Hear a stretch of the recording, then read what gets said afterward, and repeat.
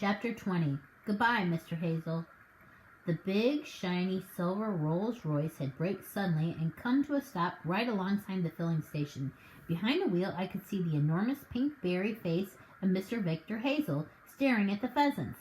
I could see the mouth hanging open, his eyes bulging out of his head like a toadstool, and the skin of his face turning from pink to bright scarlet. The car door opened, and out he came, resplendent in fawn-colored riding breeches and high-polished boots. There was a yellow silk scarf with red dots on it around his neck, and he had a sort of bowler hat on his head. The great shooting party was about to begin, and he was on his way to greet the guests. He left the door of the Rolls-Royce open and came at us like a charging bull. My father, Doc Spencer, and I stood close together in a little group, waiting for him. He started shouting at us the moment he got out of that car, and he went on shouting for a long time after that. I'm sure you would like to know what he said, but I cannot possibly repeat it here. The language he used was so foul and filthy it scorched my ear holes. Words came out of his mouth that I had never heard before and hoped never to hear again. Little flecks of white foam began forming around his lips and running down his chin onto the yellow silk scarf. I glanced at my father. He was standing very still and very calm, waiting for the shouting to finish. The color was black in his cheeks now, and I could see the tiny twinkling wrinkles of a smile around the corners of his eye. Doc Spencer stood beside him, and he was also very calm. He was looking at Mr. Hazel rather as one would look at a slug on a leaf of lettuce in the salad. I myself did not feel quite so calm. But they are not your pheasants, my father said at last. They're mine. Don't lie to me, man, yelled Mr. Hazel. I am the only person around here who has pheasants. They're on my land, my father said quietly. They flew on my land, and so long as they stay on my land, they belong to me. Don't you know the rules, you bloated old blue-faced baboon? Doc Spencer started to giggle. Mr. Hazel's skin turned from scarlet to purple. His eyes and his cheeks were bulging so much with rage it looked as though someone was blowing up his face with a pump. He glared at my father. Then he glared at the dopey pheasants swarming all over the filling station. What's the matter with them? He shouted. What have you done to them? At this point, pedaling grandly towards us on his black bicycle, came the swarm of the law in the shape of Sergeant Enoch Samways, resplendent in his blue uniform and shiny silver buttons. It was always a mystery to me how Sergeant Samways could sniff out trouble wherever it was. Let there be a few boys fighting on the pavement or two motorists arguing over a dented bumper, and you could bet your life the village policeman would be here within minutes. We all saw him coming now, and the little hush fell upon the entire company. I imagine the same sort of thing happens when a king or a president enters a room full of chattering people. They all stop talking and stand very still as a mark of respect for a powerful and important person. Sergeant Samways dismounted from his bicycle and threaded his way carefully through the mass of pheasants squatting on the ground. The face behind the big black mustache showed no surprise, no anger, no emotion of any kind. It was calm and neutral as the face of the law should always be. For a full half minute, he allowed his eyes to travel slowly round the filling station, gazing at the mass of pheasants squatting all over the place. The rest of us, including even Mr. Hazel, waited in silence for judgment to be pronounced. Well, well, well, said Sergeant Samways at last, puffing out his chest and addressing nobody in particular.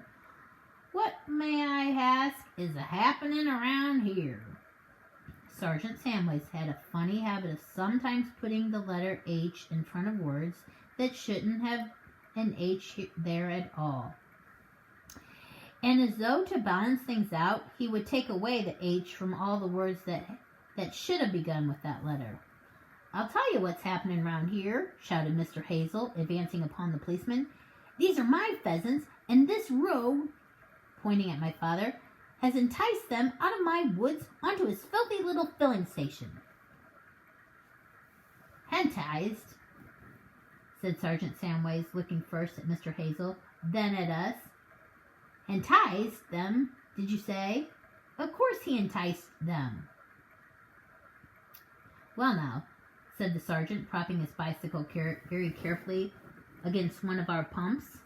This is a very interesting accusation. Very interesting indeed. Because I ain't never heard of nobody enticing a pheasant across 6 miles of fields and open countryside. How do you think this enticing was performed, Mr. Hazel, if I may ask? Don't you ask me how he did it, because I don't know, shouted Mr. Hazel. But he's done it all right. The proof is all around you. All my finest birds are sitting here in this dirty little filling station when they ought to be up in my own wood getting ready for the shoot. The words poured out of Mr. Hazel's mouth like hot lava from an erupting volcano. Am I correct, said Sergeant Samways? Am I absolutely accurate in thinking that today is the day of your great shooting party, Mr. Hazel?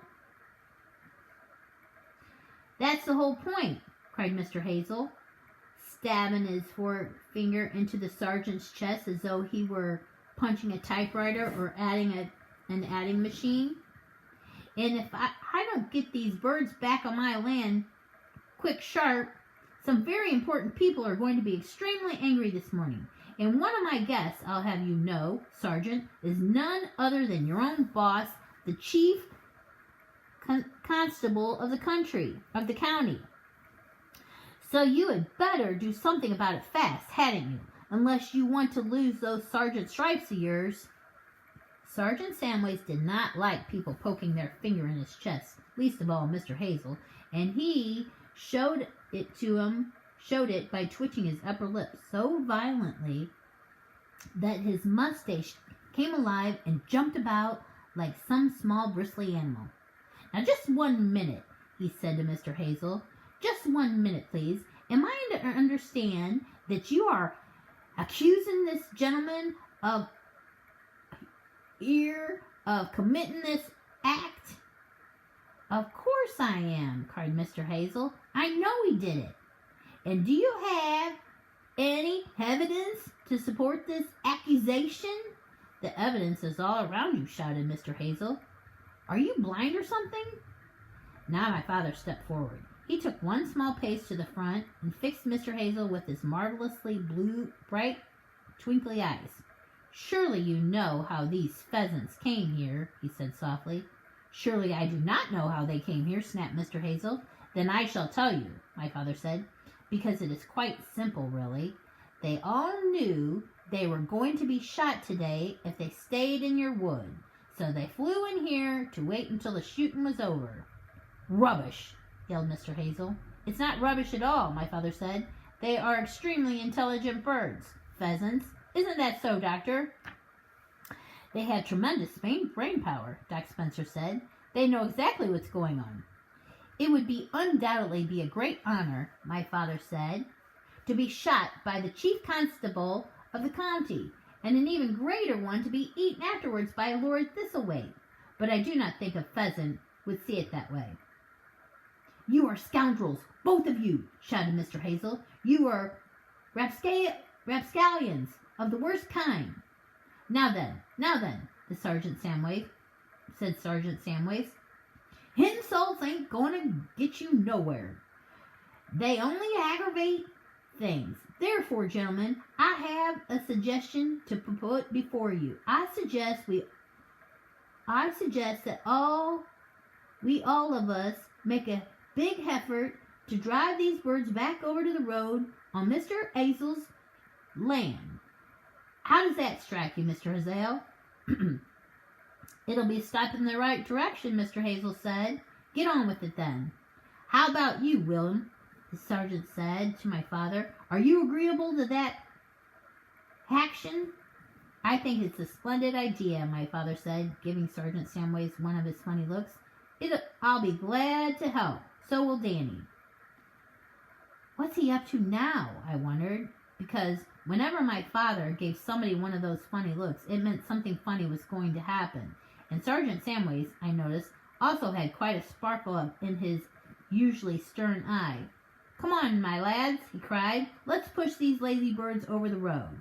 And with that, he began striding around the filling station, waving his arms at the pheasants and shouting, "Shoo! Shoo! Off you go! Beat it! Get out of here!" My father and I joined him in this rather absurd exercise, and for the second time that morning, clouds of pheasants rose up into the air, clapping their enormous wings. It was then I realized that in order to fly across the road, the birds would first have to fly over Mr. Hazel's mighty Rolls Royce, which lay right in their path, with its doors still open. Most of the pheasants were too dopey to manage things, so down they came again, smack on top of the great silver car. They were all over its roof and the bonnet, sliding and slithering and trying to keep a grip on that beautifully polished surface. I could hear their sharp claws scraping into the paintwork as they struggled to hang on, and already they were depositing their dirty droppings all over the roof. "Get 'em off!" shouted Mr. Hazel. "Get them away!" "Don't you worry, Mr. Hazel, sir," Sergeant Samways cried out. "We'll fix 'em for you. Come on, boys. Easy does it. Shoom! Right over the road." "Not on my car, you idiot!" Mr. Hazel bellowed, jumping up and down. "Send them the other way." "We will, sir, we will," answered Sergeant Samways. In less than a minute, the Rolls was literally festooned with pheasants, all scratching and scrabbling and making their disgusting runny messes over the shiny silver paint. What is more, I saw at least a dozen of them fly right inside the car, through the open window by the driver's seat. Whether or not Sergeant Samways had cunningly steered them in there himself, I didn't know, but it happened so quickly that Mr. Hazel never even noticed. "Get those birds off my car," Mr. Hazel bellowed. "Can't you see they're ruining the paintwork, you madman?" "Paintwork?" Sergeant Samways said. "What paintwork?" He had stopped chasing the pheasants now, and he stood there looking at Mr. Hazel and shaking his head sadly from side to side. "We've done our very best to encourage these birds over the road," he said, "but they're too ignorant to understand." "My car, man!" shouted Mr. Hazel. "Get them away from my car." "Ah," the sergeant said, "your car. Yes, I see what you mean, sir. Beastly dirty birds, pheasants are. But why don't you just hop in there quick and drive away fast? They'll have to get off then, won't they?" Mr. Hazel, who seemed only too glad of an excuse to escape from this madhouse, made a dash for the open door of the Rolls-Royce and leaped into the driver's seat. The moment he was in, Sergeant Samways slammed the door, and suddenly there was the most infernal uproar inside the car as a dozen or more enormous pheasants started squawking and flapping all over the seats and around Mr. Hazel's head. "Drive on, Mr. Hazel, sir," shouted Sergeant Samways through the window in his most commanding policeman's voice. "Hurry up, hurry up, hurry up. Get going, quick. There's no time to lose. Ignore them pheasants, Mr. Hazel, and accelerate that engine." Mr. Hazel didn't have much choice. He had to make a run for it now. He started the engine, and the great Rolls shot off down the road with clouds of pheasants rising up from all directions. Then an extraordinary thing happened. The pheasants that had flown off of the car stayed up in the air. They didn't come flapping drunkenly down as we had expected them to. They stayed up and they kept on flying. Over the top of the filling station they flew, and over the caravan, and over the field at the back where our little outdoor lavatory stood, and over the next field, and over the crest of the hill, until they disappeared from sight. "Great Scott!" Doc Spencer cried. "Just look at that! They've recovered! The sleeping pills have worn off at last!" Now all the other pheasants around the place were beginning to come awake. They were standing up tall on their legs and ruffling their feathers and turning their heads quickly from side to side. One or two of them started running about. Then all the others started running, and when Sergeant Samways flapped his arms at them, the whole lot took off into the air and flew over the filling station and were gone. Suddenly, there was not a pheasant left, and it was very interesting to see that none of them had flown across the road or even down the road in the direction of Hazel's wood. And the great shooting party, every one of them had flown in exactly the opposite direction.